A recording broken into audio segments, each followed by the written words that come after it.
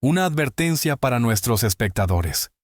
Lo que están a punto de ver es una historia real. El siguiente programa contiene contenido que algunos espectadores pueden encontrar perturbador. Se recomienda discreción. Esta noche, tenemos un nuevo video que, según los investigadores, muestra el auto de Shade Robinson alejándose de la casa de Maxwell Anderson la noche en que él la asesinó. Este nuevo video aparece después de que hoy se encontraran más partes de cuerpo a lo largo del lago Michigan. El video tiene una marca de tiempo de las 12:47 a.m., en las primeras horas de la mañana del 2 de abril, aproximadamente 3 horas después de que Anderson y Robinson llegaran a su casa. 2 de abril de 2024.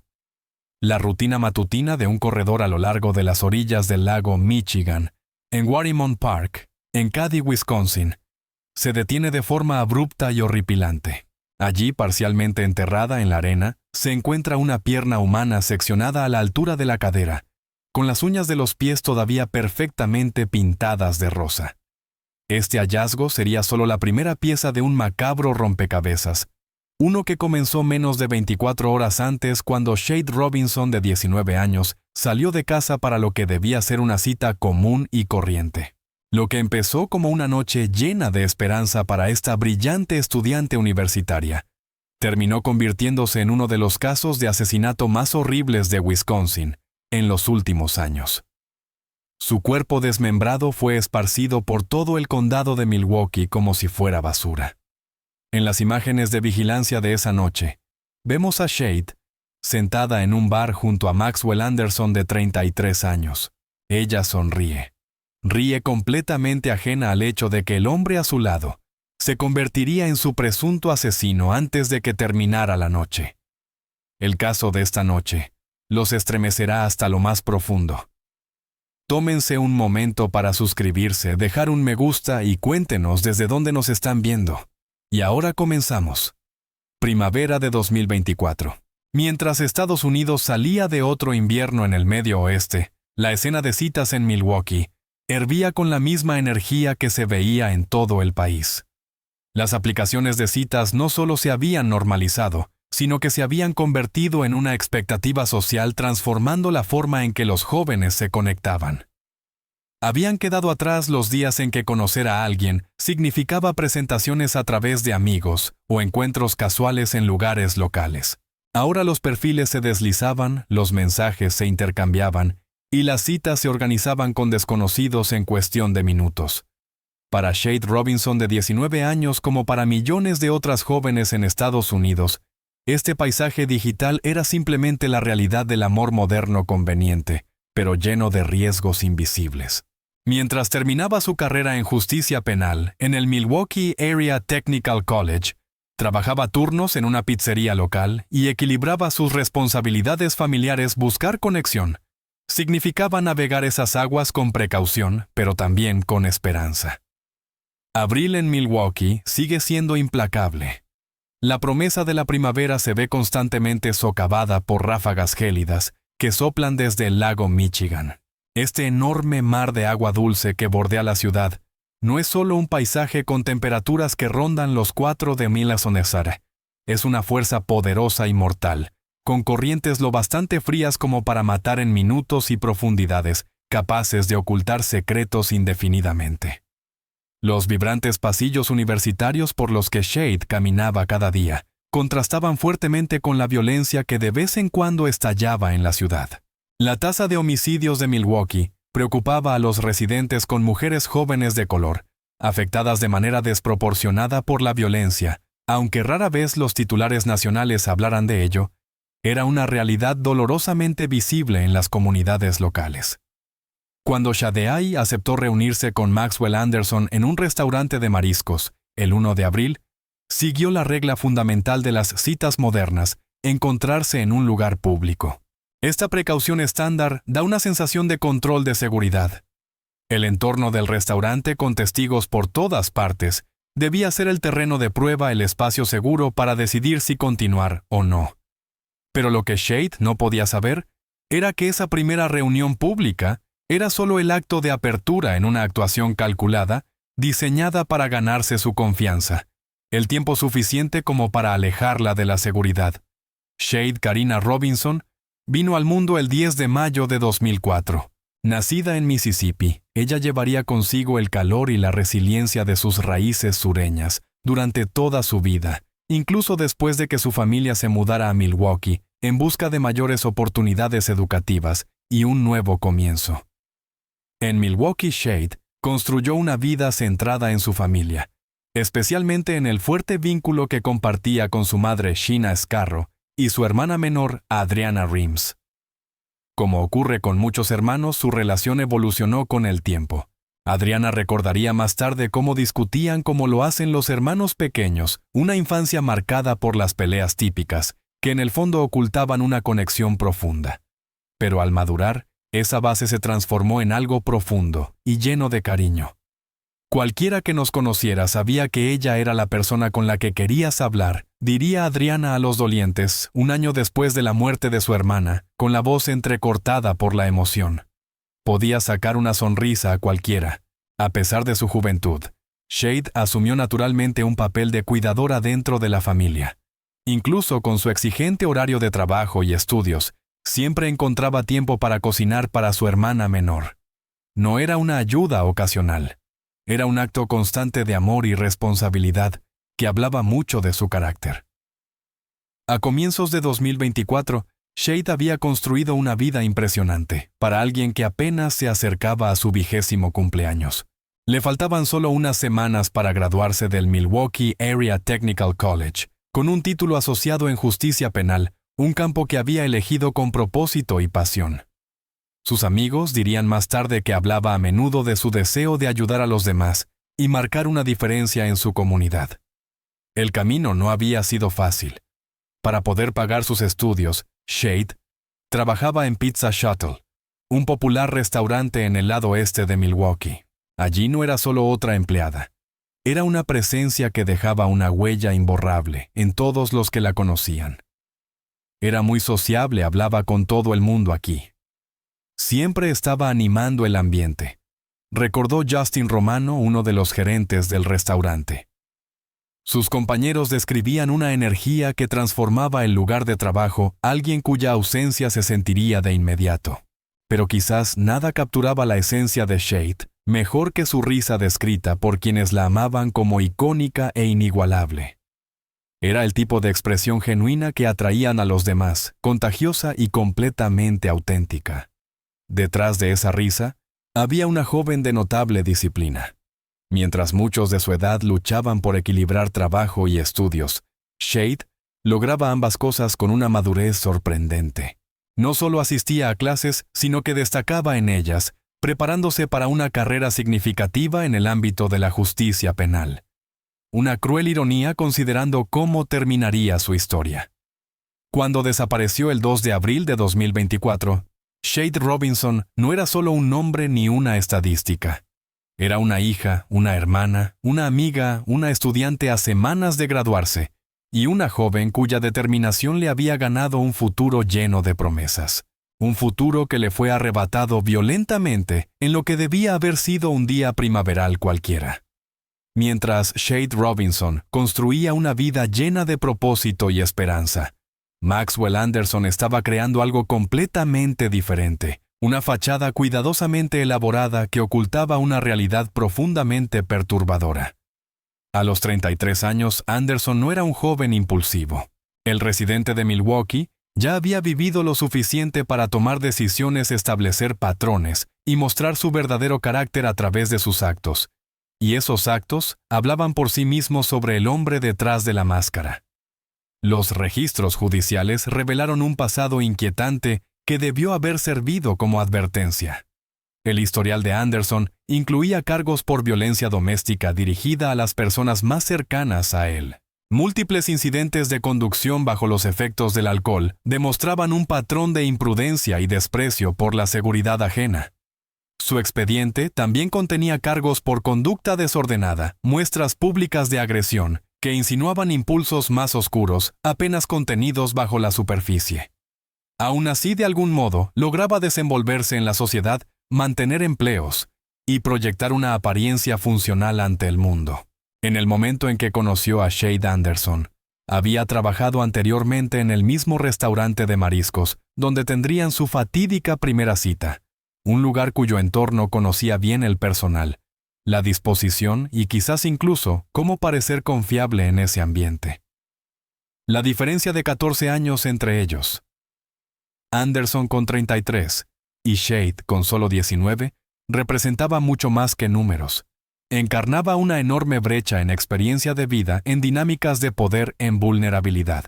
Mientras Shade apenas comenzaba a encontrar su lugar en la adultez, Anderson llevaba años perfeccionando las habilidades necesarias para identificar, aislar y explotar la confianza de los demás. Lo que los investigadores descubrirían más tarde sobre la casa de Anderson sacudiría a toda la comunidad.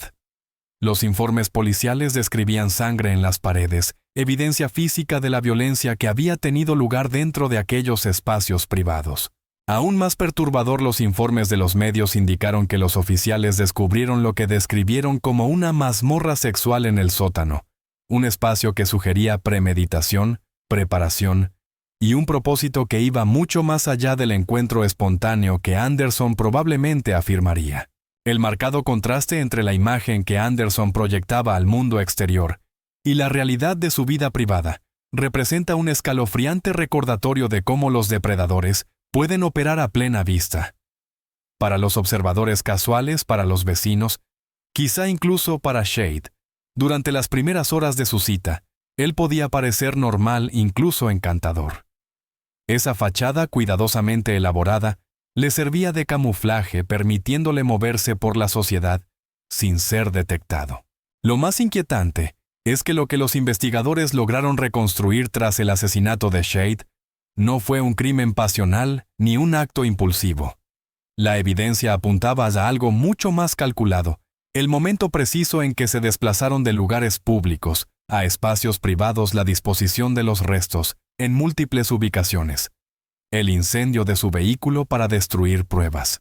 Cada elemento sugería planificación, previsión y un enfoque metódico tanto en la ejecución del crimen como en su intento de encubrimiento, revelando a un depredador que quizás llevaba tiempo preparándose para ese momento mucho antes de que Shade Robinson se cruzara en su camino. Antes de adentrarnos en los detalles más estremecedores de este documental, tómense un momento para dar me gusta y suscribirse a nuestro canal si aún no lo han hecho, para más investigaciones y análisis en profundidad de casos como este. 1 de abril de 2024. Un lunes que comenzó como cualquier otro para Shade Robinson, pero terminaría en un horror inimaginable. Aquella mañana, el entusiasmo de Shade por su próxima cita era evidente para todos los que la rodeaban. Una empleada de su edificio de apartamentos contaría más tarde a los investigadores que Shade había mencionado lo emocionada que estaba por conocer a Maxwell Anderson esa noche. No se trataba de un interés casual. Ella esperaba con genuina ilusión la conexión, la posibilidad. Shade le envió un mensaje directo a Anderson sobre sus preferencias culinarias.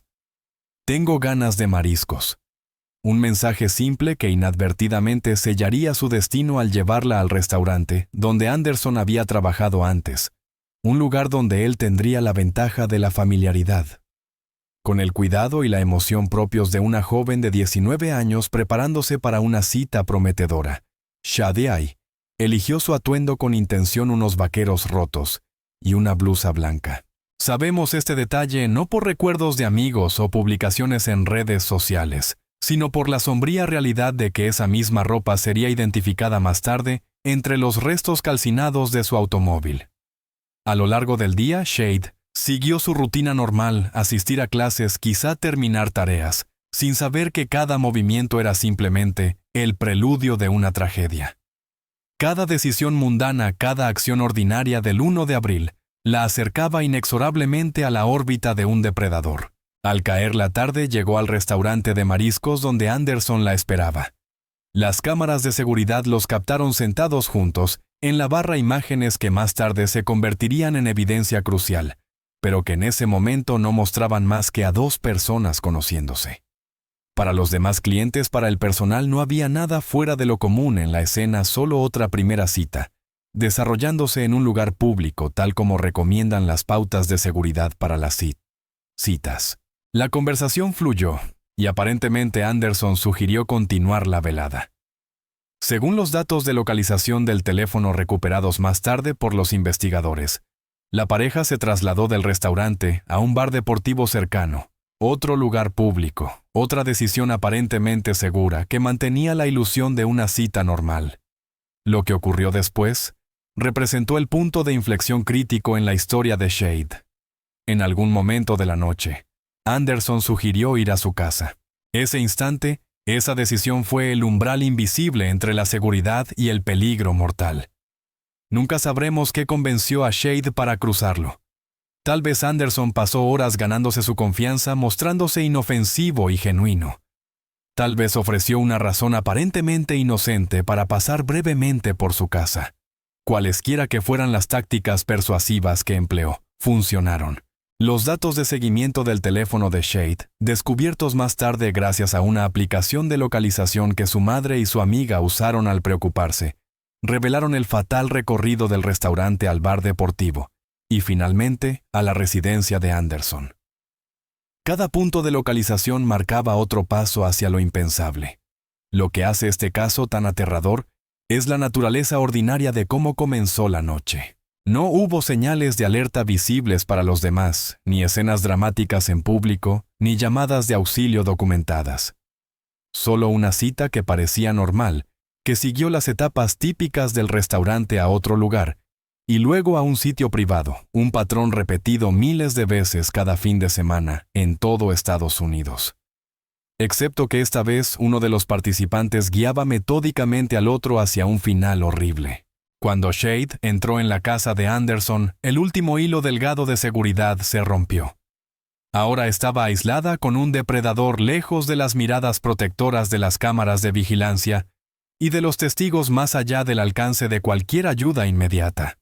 El inicio mundano de su velada juntos ocultaba la pesadilla que estaba a punto de desarrollarse tras las puertas cerradas. La mañana del 2 de abril llegó con una ausencia conspicua en Pizza Shuttle Shade. Robinson no se había presentado a su turno una señal de alarma inmediata para quienes conocían su naturaleza responsable. Sabíamos que algo pasaba. Estuvimos llamándola todo el día, diría más tarde Justin Romano, el gerente de turno a los medios locales. Su voz llevaba el peso del presentimiento mientras añadía, esto no era propio de ella. Al caer la noche sin noticias de Shade, y con todas las llamadas sin respuesta, una de sus amigas decidió contactar a la policía de Milwaukee. El patrón alarmante, falta al trabajo sin comunicación completo. Silencio en redes sociales no solo era inusual, era algo sin precedentes para una joven tan responsable. Los oficiales respondieron con una visita de bienestar a su apartamento, pero no encontraron rastro de ella allí, sin señales de disturbio, sin indicios de su paradero, solo el vacío inquietante de un hogar cuyo ocupante había desaparecido. Pero incluso mientras la policía apenas iniciaba su investigación, ya surgían por toda la ciudad evidencias de algo terrible. Esa misma mañana, las autoridades respondieron a reportes de un vehículo en llamas. Lo que descubrieron fue el Honda Civic 2020 de Shade, completamente envuelto en fuego. La denuncia criminal describiría más tarde un daño extremo por el incendio, destruyendo por completo el interior, un intento deliberado de eliminar pruebas mediante la destrucción purificadora del fuego. A pesar del daño severo, los investigadores lograron recuperar fragmentos de evidencia física del vehículo, restos de la blusa blanca y los vaqueros rotos, que Shade había usado en su cita, junto con piezas de lo que parecía ser su iPhone. Cada fragmento carbonizado era una migaja más en el rastro de horror que apenas comenzaba a emerger. Luego llegó el descubrimiento que transformaría un caso de persona desaparecida en algo mucho más siniestro. Ese mismo día, en Watermont Park, en Cady, un suburbio de Milwaukee, a orillas del lago Michigan, un peatón hizo un hallazgo espeluznante. Una pierna humana había aparecido en la playa. Según la denuncia criminal, el miembro parecía haber sido cerrado a la altura de la cadera, lo que sugería no un accidente traumático, sino un desmembramiento deliberado. El examen preliminar determinó que la pierna pertenecía a una mujer negra de aproximadamente unos 52 metros de altura, coincidiendo con la descripción de Shade. La realidad macabra empezó a tomar forma incluso antes de que las pruebas de ADN confirmaran lo que muchos ya temían: los restos pertenecían a Shade Robinson. Para los investigadores, para la familia de Shade, para toda la comunidad, la aterradora verdad se volvía imposible de negar. La joven vibrante que había salido a una primera cita poco más de 24 horas antes, no simplemente había desaparecido. Había sido asesinada, su cuerpo deliberadamente desmembrado, las pruebas dispersadas metódicamente para ocultar el crimen. El patrón emergente apuntaba a algo más que un acto momentáneo de violencia, era maldad premeditada. El asesino había tomado medidas calculadas: desmembrar el cuerpo para complicar la identificación, incendiar el vehículo para destruir pruebas y deshacerse de los restos en múltiples lugares para dificultar la recuperación. Cada acción revelaba no solo brutalidad, sino un enfoque frío y táctico de encubrimiento. Sampoken 2. Cuando cayó la noche del 2 de abril, Milwaukee enfrentó la aterradora realización de que un depredador había caminado entre ellos, había seleccionado a una víctima, había ejecutado un plan con crueldad meticulosa, y podía seguir libre potencialmente buscando su próximo objetivo. Mientras la ciudad aún se tambaleaba ante el horror de los restos desmembrados de Shade apareciendo en la orilla, los investigadores ya reconstruían el registro digital de sus últimas horas, un rastro electrónico fantasma que los conduciría directamente a su asesino. En una trágica ironía, fueron las propias precauciones de seguridad de Shade las que ayudarían a resolver su asesinato. Su madre, Sheena Scarborough, y una amiga preocupada accedieron a una aplicación de localización compartida en su teléfono, un rastro digital que reveló los movimientos de Shade el 1 de abril. Los datos dibujaron una imagen clara del restaurante de mariscos, a un bar deportivo cercano, luego a la residencia de Maxwell Anderson, en el noroeste de Milwaukee, y finalmente a Watermont Park, el mismo lugar donde se encontraría su pierna. El recorrido del teléfono terminó en el parque alrededor de las 13:00 AM del 2 de abril, una marca de tiempo digital que señalaba el momento aproximado en que su asesino se deshizo de sus restos en las gélidas aguas del lago Michigan. Con estos marcadores electrónicos que establecían una línea de tiempo y un sospechoso, la policía actuó con rapidez. Pero incluso mientras la investigación se aceleraba, el lago Michigan seguía entregando sus macabras pruebas. El 6 de abril, mientras los agentes registraban el área donde se había encontrado el auto incendiado de Shade, hallaron más restos humanos: un pie, y lo que el informe penal describió como aparente tejido humano. Los exámenes forenses confirmaron lo que ya se temía: ambos pertenecían a Shade Robinson. La búsqueda de sus restos continuó sin descanso. El 18 de abril, un civil que caminaba por un tramo remoto arbolado de South Milwaukee Beach hizo otro descubrimiento espantoso: un torso humano y un brazo habían llegado a la orilla. La oficina del sheriff del condado de Milwaukee confirmó que también se creía que esos restos pertenecían a Shade. Pero el lago aún no había terminado de revelar sus secretos. Casi un mes después, el 16 de mayo se descubrió un brazo humano a lo largo de la costa en Waukegan Municipal Beach, en Illinois, a unos 80 kilómetros al sur de Milwaukee. Aunque la identificación definitiva resultó difícil, las autoridades investigaron si también formaba parte de los restos de Shade, arrastrados hacia el sur por las poderosas corrientes del lago Michigan.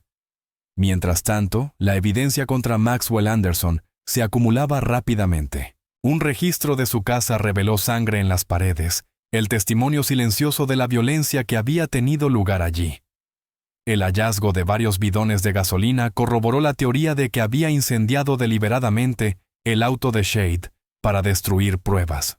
Lo más perturbador fueron los informes de los medios que indicaban que los oficiales habían encontrado lo que describieron como una mazmorra sexual en el sótano de Anderson, un espacio que sugería premeditación e intención depredadora, que iba más allá de una sola víctima.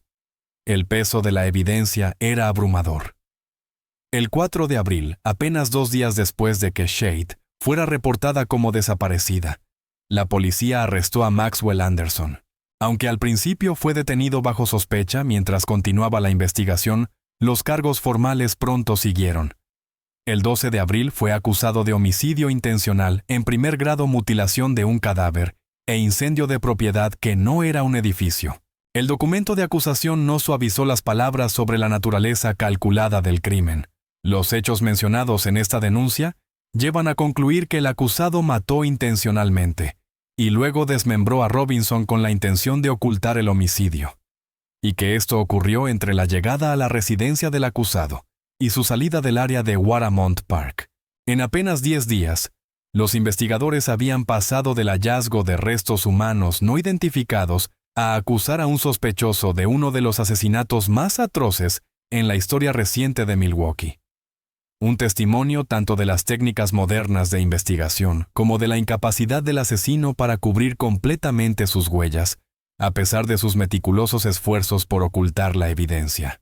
Mientras Anderson enfrentaba al sistema judicial, la comunidad se veía obligada a confrontar una verdad escalofriante. El monstruo responsable del desmembramiento de Shade había estado oculto a plena vista todo el tiempo. Mientras la justicia avanzaba lentamente contra Maxwell Anderson, las ondas del asesinato de Shade se extendían más allá, devastando primero a su familia, y luego movilizando a toda una comunidad decidida a que su muerte no fuera en vano. Para Sheena Scarro, la madre de Shade, la pérdida era incomprensible. En un acto conmemorativo que marcaba un año desde la desaparición de su hija Scarro, se dirigió a los presentes con el dolor aún a flor de piel. «Te extraño tanto, mi niña», dijo su voz, quebrándose entre lágrimas y determinación. Sus palabras simples pero profundas capturaron la herida permanente dejada por la ausencia de su hija. Adriana Reams, la hermana menor de Shade, compartió recuerdos que humanizaron a la joven que se había convertido en un titular. Podía sacar una sonrisa a cualquiera, recordó Adriana. Su risa era icónica e inigualable. Habló de su relación cambiante, de las peleas de la infancia, al profundo vínculo que formaron al madurar, y de cómo Shade cocinaba para ella a pesar de su ajetreado horario, demostrando amor a través de pequeños actos cotidianos de cuidado. La respuesta de la comunidad fue inmediata y poderosa.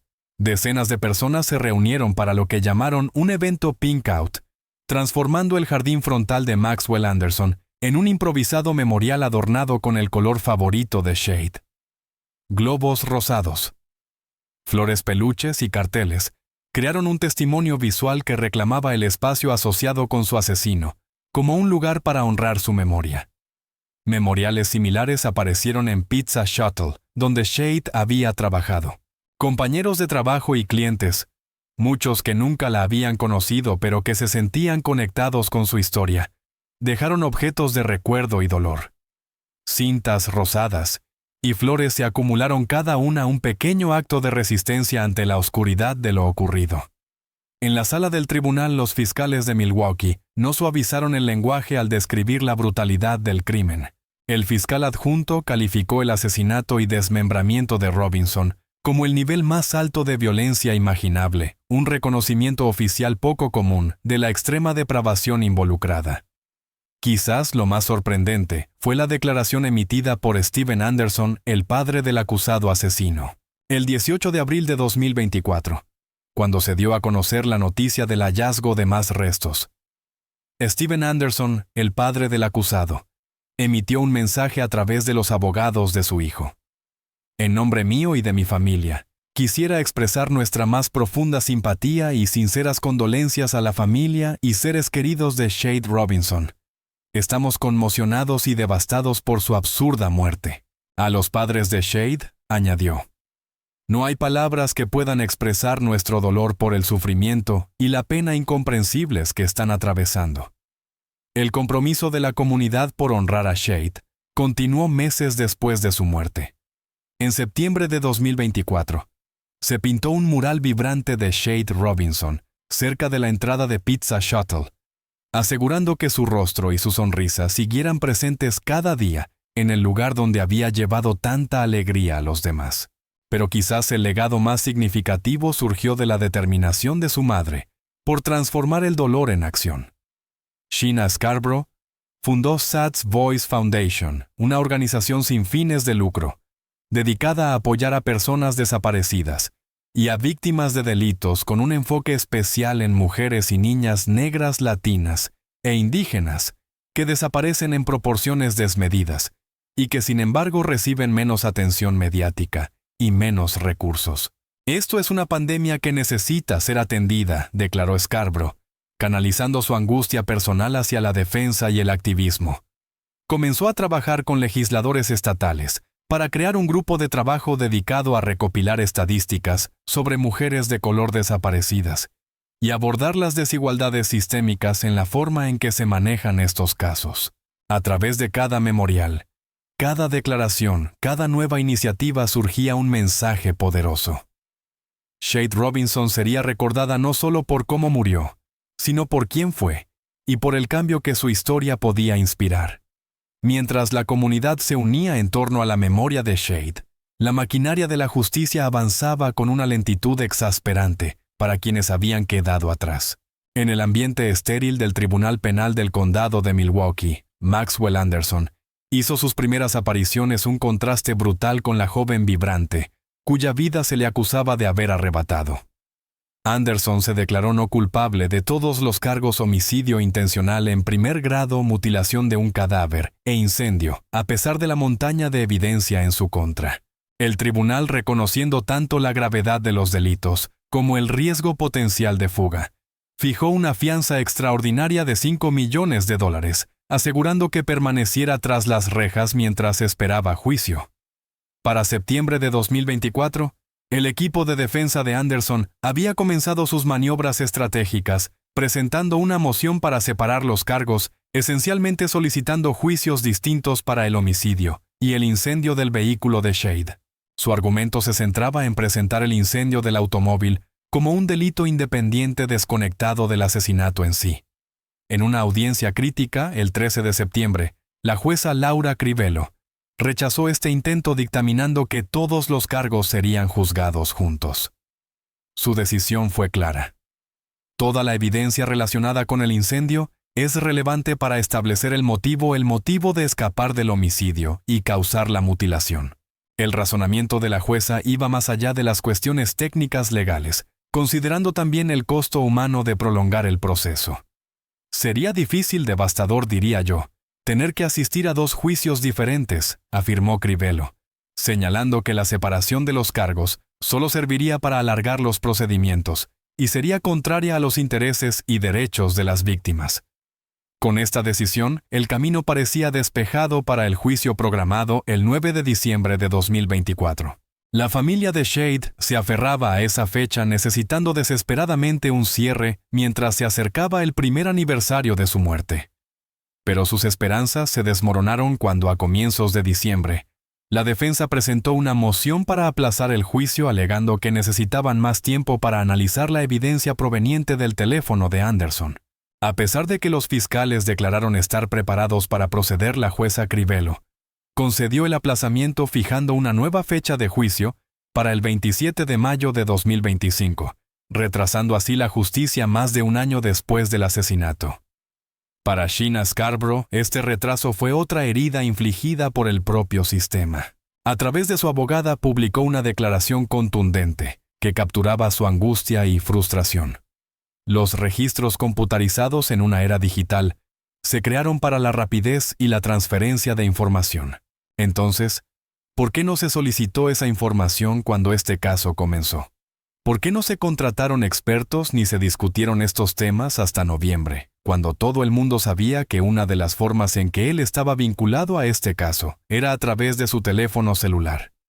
Sé que se supone que no debemos juzgar hasta que se demuestre la culpabilidad, pero estoy enojada, y él no esperó para asesinar a mi hija, así que yo no debería tener que esperar por justicia.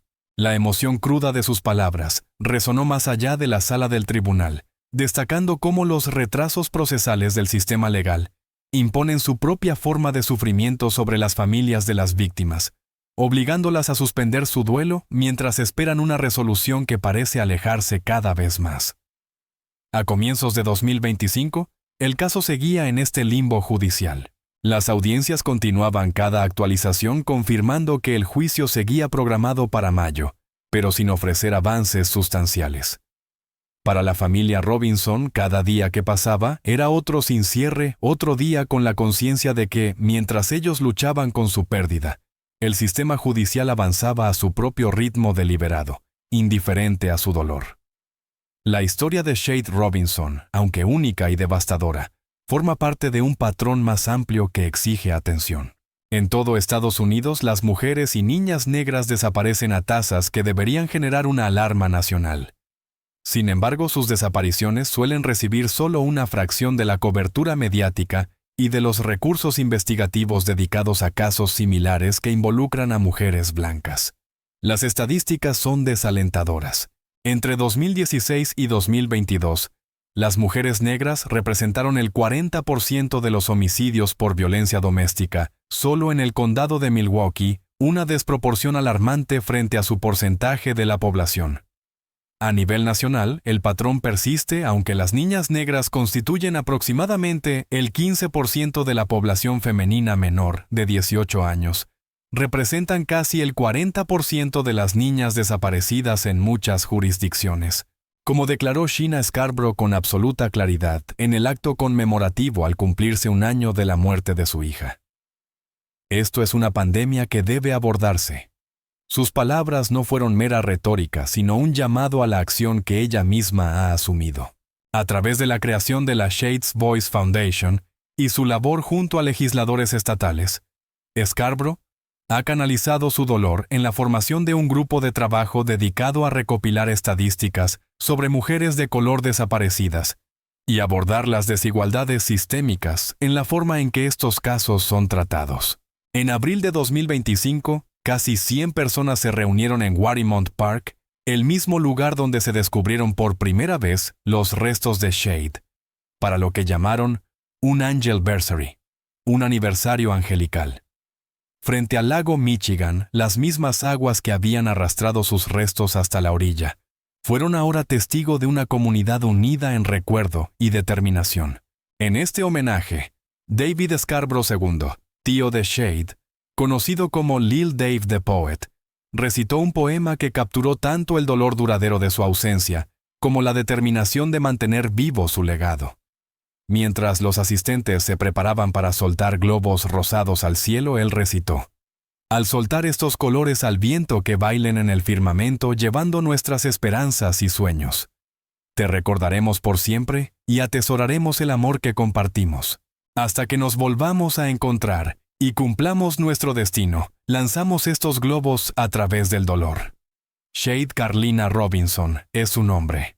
Los globos rosados se elevaron arrastrados rápidamente por los vientos del lago Michigan, una metáfora visual de la rapidez con que la vida de Shade fue arrebatada, y al mismo tiempo de cómo su memoria continúa viajando tocando vidas mucho más allá de sus breves 19 años. Lo que le ocurrió a Shade Robinson representa las posibilidades más oscuras de la crueldad humana. Pero lo que ha sucedido desde entonces, la respuesta de la comunidad, la defensa incansable de su madre, la presión constante por la justicia, representa la capacidad de la humanidad para la resiliencia, la compasión y la búsqueda de un cambio significativo, nacido de la tragedia. A medida que se acerca la fecha del juicio de Maxwell Anderson, la familia Robinson continúa soportando una espera desgarradora, pero a través de la fundación que lleva el nombre de Shade del Mural, que mantiene su rostro visible en la comunidad, y de cada conversación que su historia inspira sobre la seguridad de las jóvenes y las vulnerabilidades particulares que enfrentan las mujeres de color, la influencia de Shade continúa viva. La abogada Verona Swanigan, representante de la madre de Shade, lo expresó quizá mejor que nadie en su declaración tras otro retraso judicial. La justicia puede retrasarse, pero seguirá siendo buscada. Por Shade Robinson. Por la joven de la risa inigualable que cocinaba para su hermana, a pesar de su apretado horario que estaba a semanas de obtener su título en justicia penal, que dejó una huella imborrable en todos los que la conocieron. Solo podemos esperar que esa promesa se cumpla. 26 de mayo de 2016, West Hollywood. Cuando la policía forzó la entrada a un apartamento atrincherado, esperaba encontrar a una mujer desaparecida. Lo que descubrieron, en cambio, atormentaría incluso a los investigadores más experimentados durante años. Dentro del dormitorio principal yacía Blake Label, heredero de una fortuna millonaria canadiense, acostado tranquilamente junto al cuerpo mutilado de su prometida Yana Kasian. La madre ucraniana de 30 años había sido desollada. Su sangre había sido completamente drenada de su cuerpo. Según el forense, estuvo viva y consciente durante la mayor parte de las 8 horas de tortura que la llevaron a la muerte. Pero lo que hizo que este caso fuera aún más escalofriante fue lo que los investigadores descubrirían después. Blake había escrito el plano perfecto de este asesinato años antes de cometerlo en una novela gráfica, que describía exactamente los mismos métodos horribles que usaría para matar a la madre de su hija de 3 semanas.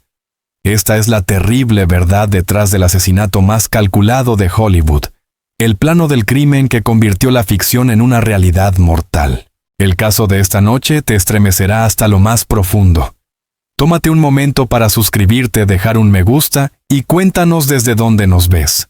Y ahora comenzamos. Para comprender este horror, debemos retroceder al mundo del Hollywood de 2016, una época en la que el sueño americano aún brillaba con promesa, pero donde la oscuridad acechaba bajo la superficie.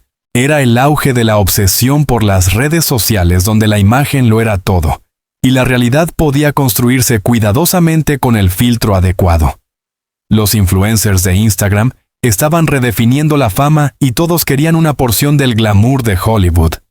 También era la edad dorada de las novelas gráficas y la cultura del cómic.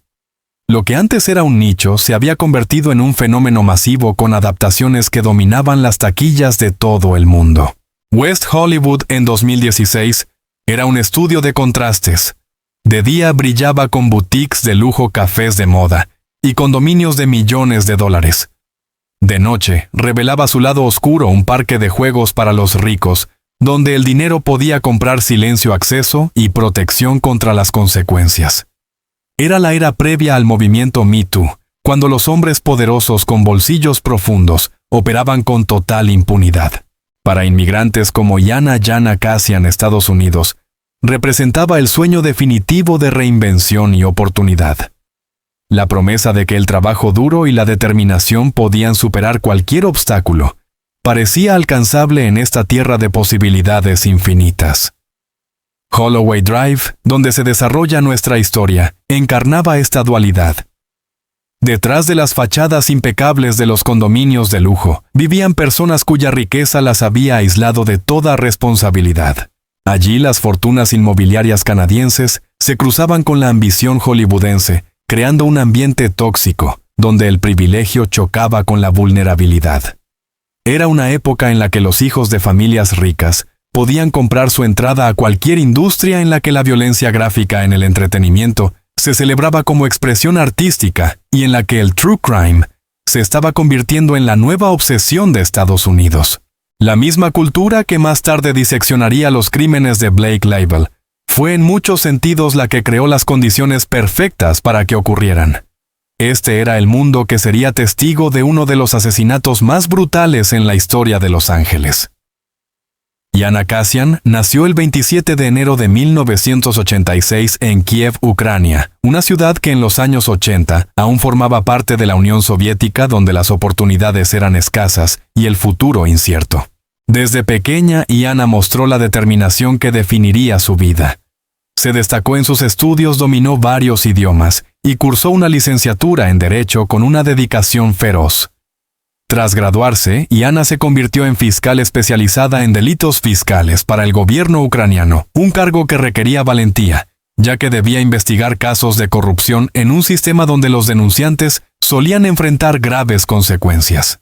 Quienes la conocieron la describieron como una mujer que se negaba a dejarse intimidar, alguien que creía profundamente en la justicia y no temía luchar por lo correcto.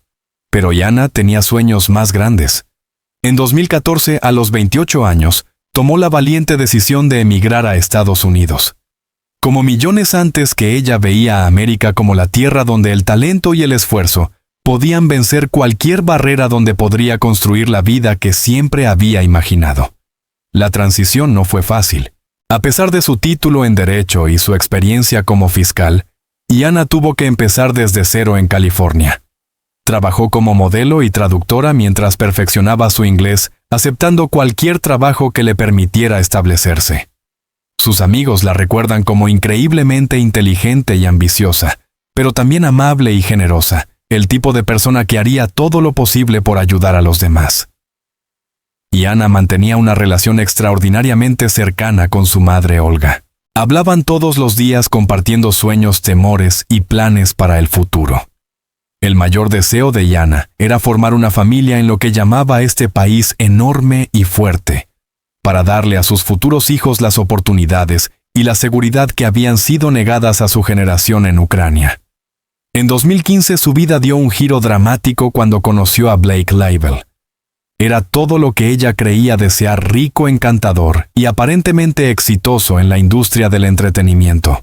Blake seguía casado con la modelo Amanda Brown, quien estaba embarazada de su segundo hijo, pero le aseguró a Yana que su matrimonio había terminado. Lo que Yana veía como un romance de cuento de hadas era en realidad una farsa cuidadosamente orquestada. Blake la colmó de regalos, autos lujosos, alojamientos de lujo, y promesas de matrimonio y un futuro juntos. Cuando Yana quedó embarazada a finales de 2015, se sintió inmensamente feliz. Era la familia con la que había soñado el sueño americano finalmente al alcance. Pero pronto surgieron señales de alerta, especialmente después del nacimiento de su hija Diana, el 3 de mayo de 2016. Blake, que al principio parecía emocionado por ser padre, se volvió inmediatamente celoso de la atención que Yana le dedicaba a la bebé. En un acto impactante de control, la obligó a enviar a Diana, de solo 3 semanas, a vivir con su abuela Olga en otro apartamento que él mismo pagaba. Yana aún estaba recuperándose de una cesárea cuando Blake empezó a hacer exigencias cada vez más irracionales. Le exigía disponibilidad sexual constante y la amenazaba con dejarla por otras mujeres si no accedía. Mientras tanto, sus problemas legales se acumulaban. Acababa de ser arrestado por agredir sexualmente a otra novia. Su control sobre Yana se intensificó en las últimas semanas. Amigos notaron un cambio drástico en ella. La mujer segura y ambiciosa que había superado barreras lingüísticas y construido una nueva vida desde cero, ahora parecía asustada y aislada. No tenía a quién recurrir sin familia cercana, con recursos limitados, y una bebé de 3 semanas cuya supervivencia dependía por completo del apoyo de Blake. Estaba atrapada y Blake lo sabía. Blake Label había nacido en un mundo donde el dinero resolvía todos los problemas, y el privilegio abría todas las puertas.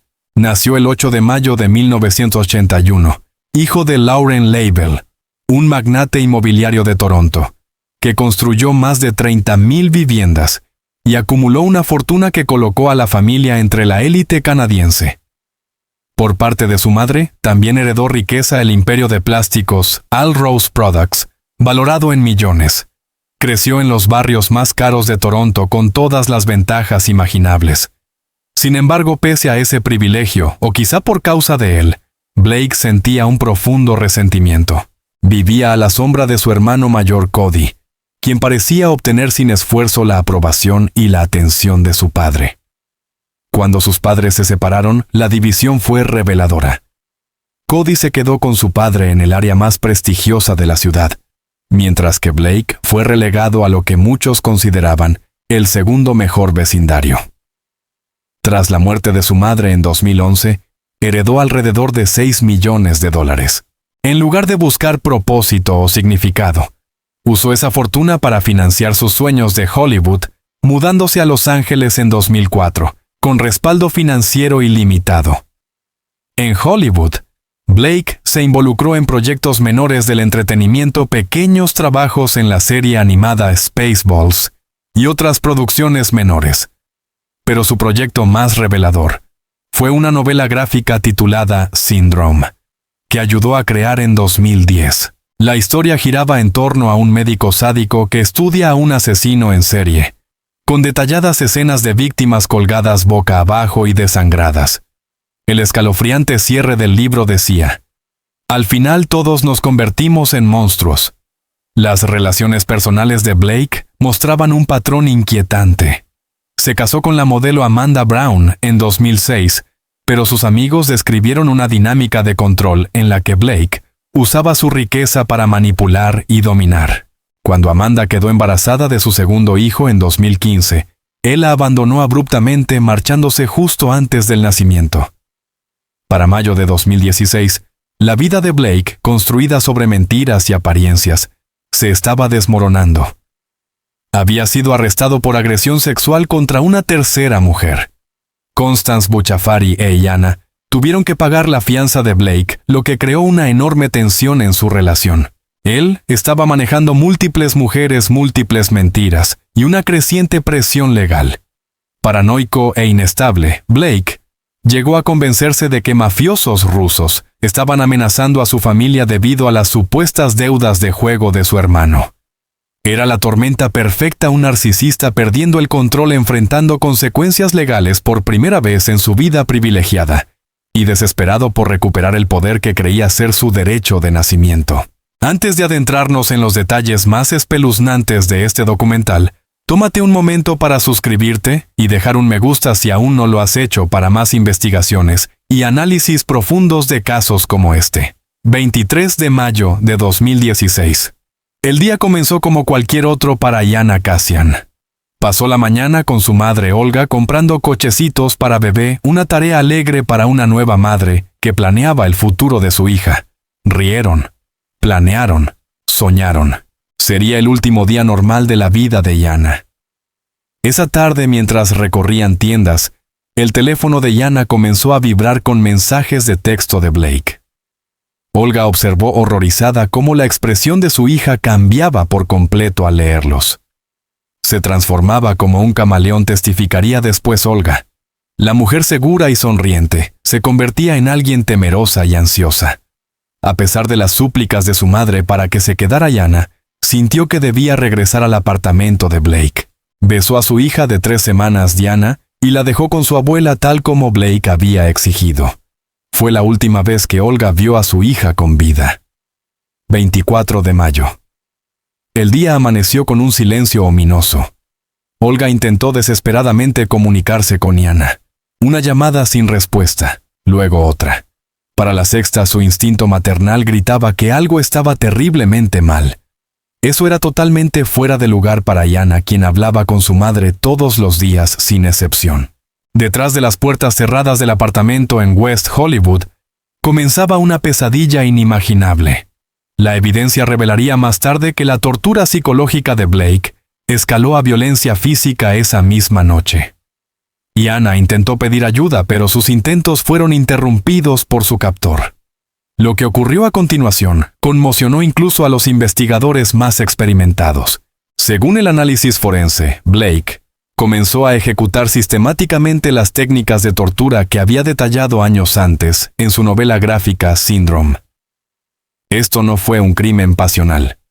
Fue la ejecución metódica de un plan que había fantaseado durante años.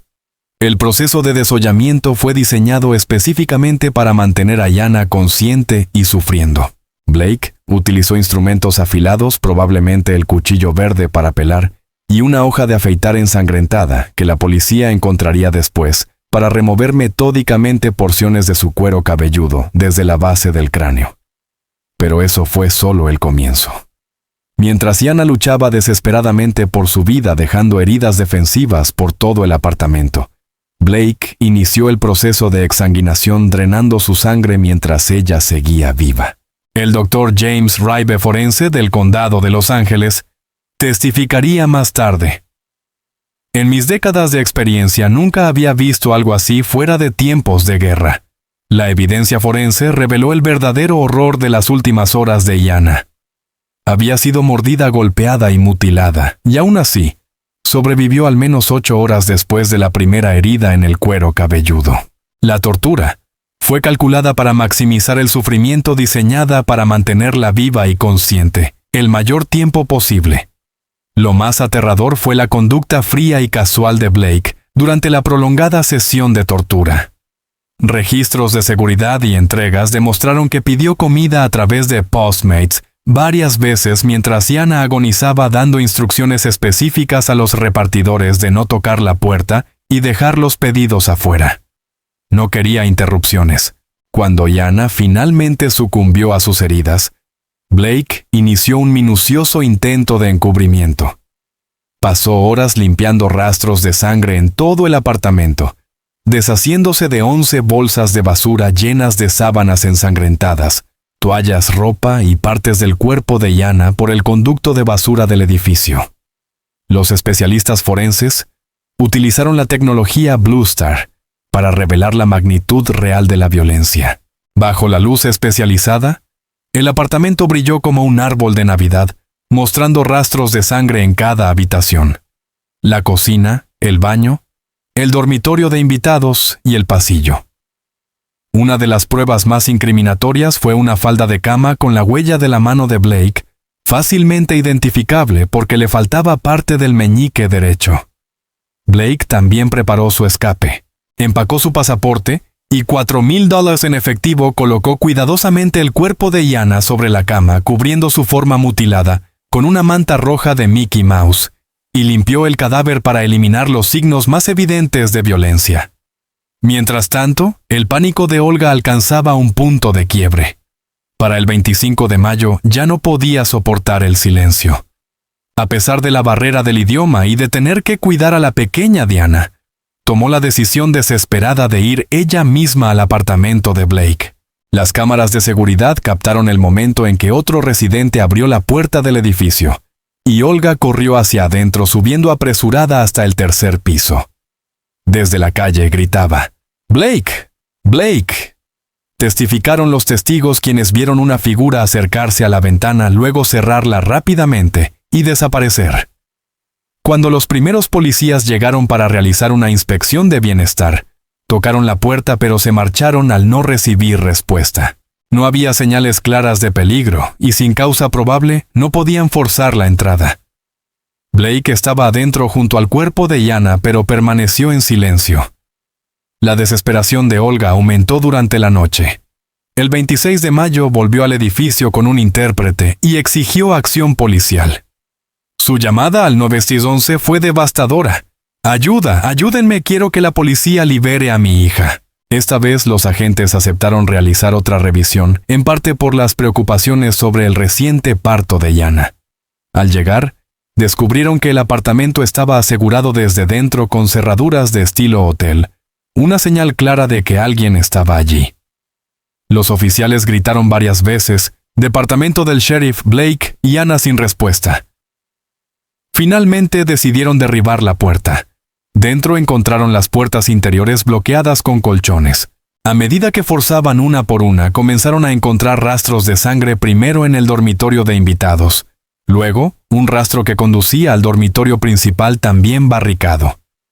Detrás de esa última puerta, Blake finalmente habló, diciendo a los oficiales que Jana no estaba en casa, una mentira que luego sería parte de la evidencia en su contra. Blake llamó a su amigo y contador Stephen Green pidiendo ayuda. Las cámaras de seguridad lo mostraron corriendo por el vestíbulo y subiendo hasta el apartamento. Fue Green quien finalmente convenció a Blake de abrir la puerta y rendirse. Cuando los agentes entraron al dormitorio principal, encontraron a Blake vistiendo solo ropa interior acostado tranquilamente, al lado del cuerpo cubierto de Jana. La manta roja de Mickey Mouse ocultaba el horror real de lo que había hecho. Blake tenía rasguños y moretones en el rostro, además de una marca de mordida en el brazo, prueba de la lucha desesperada de Jana por sobrevivir. Su comportamiento era inquietantemente tranquilo. Al preguntarle sobre la escena, solo respondió, «La ciencia dirá quién hizo esto». Una frase que resultaría profética ya que la ciencia forense demostraría su culpa más allá de toda duda. Mientras la policía lo esposaba y lo sacaba del edificio, Olga llegó. Vio cómo arrestaban al asesino de su hija, pero su mirada seguía fija en la puerta del apartamento, esperando rogando que Jana saliera viva. Fue allí, en ese pasillo, donde el detective Rob Martindale tuvo que darle la noticia devastadora. «Jana está muerta». Los gritos de Olga, «¿Dónde está mi hija?», resonaron por todo el edificio mientras intentaba arrastrarse hacia el apartamento donde yacía el cuerpo de su hija. El crimen, que sería calificado como sin precedentes, fuera de tiempos de guerra, había terminado, pero su impacto apenas comenzaba. La ciencia forense que Blake había asegurado que lo exoneraría, se sería precisamente la que sellaría su destino. La especialista Leslie Thompson, experta en escenas del crimen, llegó al apartamento con equipos capaces de revelar la magnitud del horror. Utilizando un compuesto químico llamado Blue Star, una versión avanzada del luminol roció las superficies del apartamento. Cuando apagaron las luces, la verdad brilló con un resplandor azul espectral. El apartamento, según los investigadores, se iluminó como un árbol de Navidad. Había rastros de sangre en todas partes: la cocina, el baño, ambos dormitorios y el pasillo. Las huellas brillaban en el suelo mostrando los movimientos de Blake, mientras arrastraba la sangre de Jana por todo el apartamento. Los patrones de limpieza revelaban sus intentos desesperados por borrar la evidencia. Incluso las zonas que parecían limpias a simple vista revelaron bajo la luz forense la magnitud del horror vivido allí. En el contenedor de basura del edificio, los investigadores recuperaron 11 bolsas que contenían las piezas faltantes del rompecabezas, sábanas ensangrentadas, toallas, ropa y horriblemente fragmentos del cuero cabelludo y cabello de Jana. El análisis de ADN confirmó que toda la evidencia de sangre pertenecía exclusivamente a Jana y Blake. No existía un misterioso tercer participante, ni una explicación alternativa para aquella masacre. Pero quizás la prueba más escalofriante estaba a la vista de todos. Años antes de conocer a Jana Blake, había co-creado una novela gráfica titulada Syndrome. La portada mostraba una muñeca de bebé con el cuero cabelludo parcialmente arrancado, y en su interior ilustraciones detalladas representaban víctimas colgadas boca abajo, mientras se les drenaba la sangre.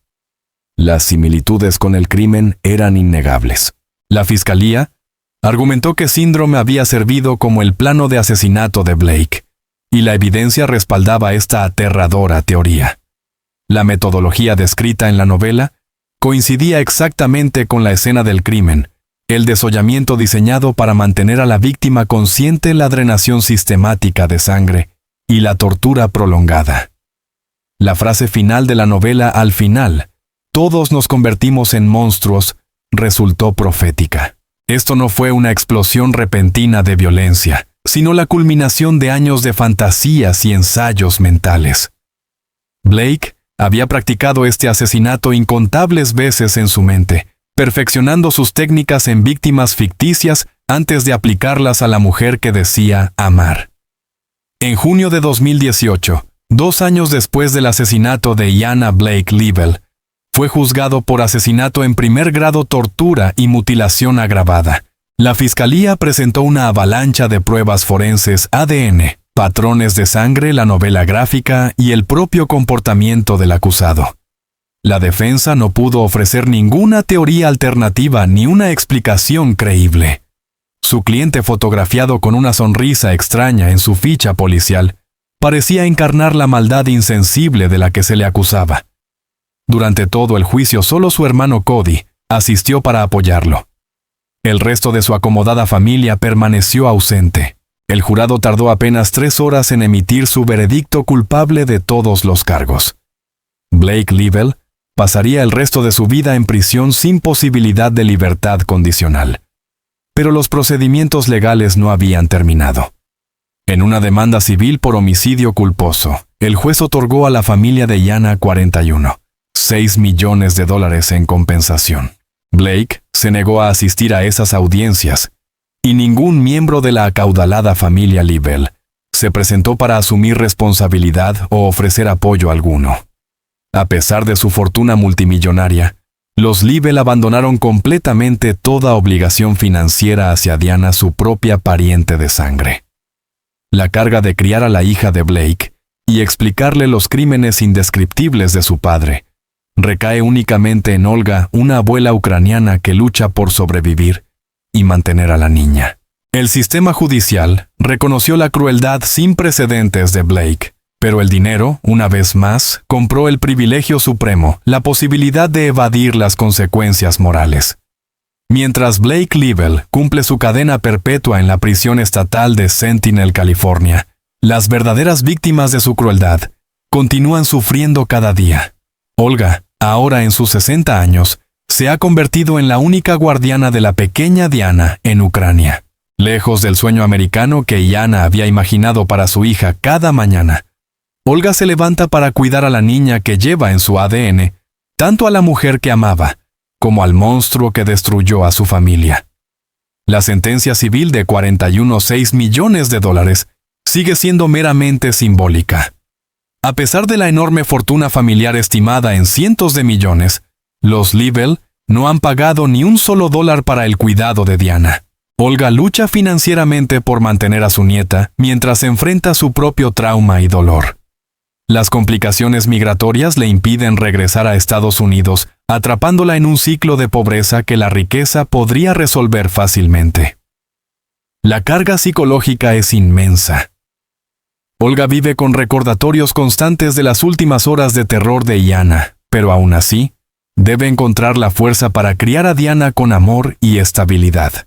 Mantiene fotos de Yana por toda su pequeña casa, decidida a que Diana conozca la historia de su madre, aunque teme el día en que tenga que explicarle cómo terminó esa historia.